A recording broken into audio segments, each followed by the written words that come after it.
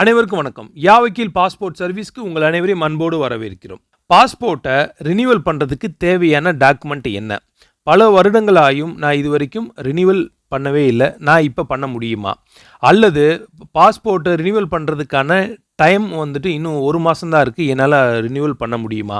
நான் சேம் அட்ரஸில் இல்லை, வேறு அட்ரஸில் இருக்கேன், என்னால் ரினியூவல் பண்ண முடியுமா? இப்போ நான் என்னென்ன டாக்குமெண்ட் சப்மிட் பண்ணணுன்ற கேள்வி இருக்குது. அதற்கான பதிலோடு இந்த வீடியோவை ஆரம்பிக்கிறோம். உங்களுடைய பாஸ்போர்ட்டை ரினியூவல் பண்ணுறதுக்கு உங்களுடைய ஓல்டு பாஸ்போர்ட் கண்டிப்பாக இருக்கணும். அது கூடுதலாக கரண்ட் அட்ரஸில் இருக்கக்கூடிய ஆதார் கார்டு, உங்களோட பேன் கார்டு அண்ட் உங்களுடைய education certificate, 10th and 12th என்ன படிச்சிருக்கீங்களோ அதுக்கான completion certificate. Suppose school certificate எதுவும் இல்லாத பட்சத்தில் உங்களுடைய old passport and PAN card and Aadhaar card. Aadhaar card அட்ரஸும் நீங்கள் சேஞ்ச் பண்ணியிருந்தீங்க அப்படின்னா எதுவும் ப்ரூஃப் இல்லை, கரண்ட் இதுக்கு வந்து இபி பில்லோ அல்லது கேஸ் பில்லோ தான் இருக்குது, ஃபோன் பில்லு தான் இருக்குது அப்படின்னா அதையும் நீங்கள் கரண்ட் அட்ரஸ்க்காக நீங்கள் பயன்படுத்த முடியும்.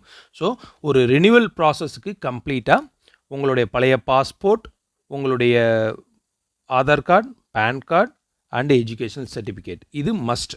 ஸோ இதை வச்சு சேம் ப்ரொசீஜரில் ரீஅப்பாயின்மெண்ட் ஜென்ரேட் பண்ணணும். அதுக்கு அடுத்து பாஸ்போர்ட் ஆஃபீஸ் போயிட்டு வரணும். அது கூடுதலாக போலீஸ் வெரிஃபிகேஷன் வரும். அது முடிஞ்ச உடனே ரெஜிஸ்டர் போஸ்ட்டில் உங்கள் வீட்டுக்கு பாஸ்போர்ட் தேடி வரும். எங்களை நீங்கள் எப்படி தொடர்பு கொள்ளலாம் அப்படின்னா, வாட்ஸ்அப் மூலமாக தகவலை நீங்கள் வாட்ஸ்அப் அனுப்பலாம், அல்லது எங்களுடைய அலுவலகத்துக்கு நேராக வரலாம், அல்லது உங்கள் இடத்துக்கு எங்களை நீங்கள் அழைக்கவும் செய்யலாம். மேலும் விவரங்களுக்கு உடனே தொடர்பு கொள்ளவும். யாவக்கீல் பாஸ்போர்ட் சர்வீஸ்.